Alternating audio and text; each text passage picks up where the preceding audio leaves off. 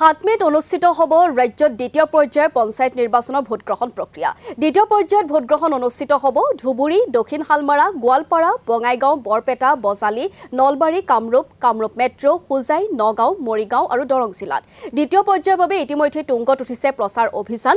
উজনি অসমত প্ৰথম পৰ্যায়ৰ প্ৰচাৰৰ পিছত দ্বিতীয় পৰ্যায়ৰ বাবে এতিয়া নিৰ্বাচনী ৰণক্ষেত্ৰত নামিছে ৰথী মহাৰথীসকল। এই মুহূৰ্তত আমি বঙাইগাঁৱত কিছু পঞ্চায়ত নিৰ্বাচনৰ পৰিৱেশ জানিবলৈ চেষ্টা কৰিম আমাৰ সাংবাদিক হিমন্ত চৌধুৰীৰ জৰিয়তে।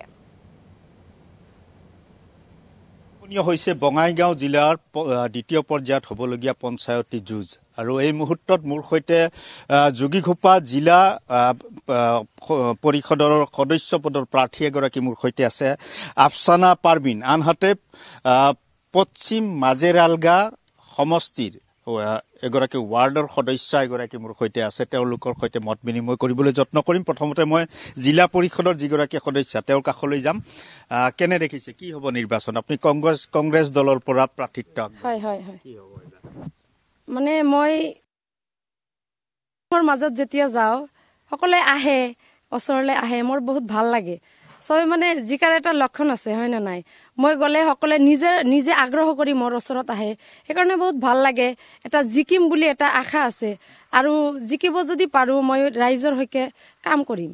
কিহৰ বাবে উঠিলে আপুনি? কি কাম এনে কৰিম বুলি ভাবিছে? মানে মই কি ভুল দেখিছে বৰ্তমান প্ৰশাসন? হয়, সেইটো মানে কি, মই ৰাস্তা দি যে যাওঁ, ৰাস্তাবিলাকে ইমান বেয়া, সেইটো মানে মই ভাবিছোঁ মোক যদি উত্তীৰ্ণ কৰে, মই প্ৰথমতেতো ৰাস্তাৰ কামটো মই কৰিম। প্ৰথমত 1 নম্বৰত এইটো হ'ব মোৰ।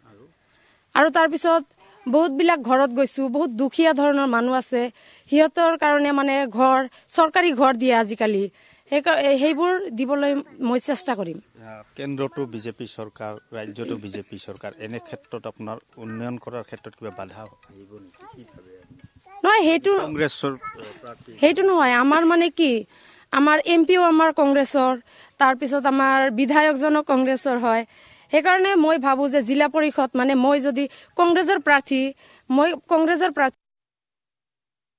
যদি কংগ্ৰেছৰ হয়, তাৰপিছত আমাৰ কাউন্সিলাৰ আছে, তাৰপিছত আমাৰ ৱাৰ্ডৰ মেম্বাৰ আছে, চব যদি আমাক চেইন হিচাপে এটা বনাই দিয়ে,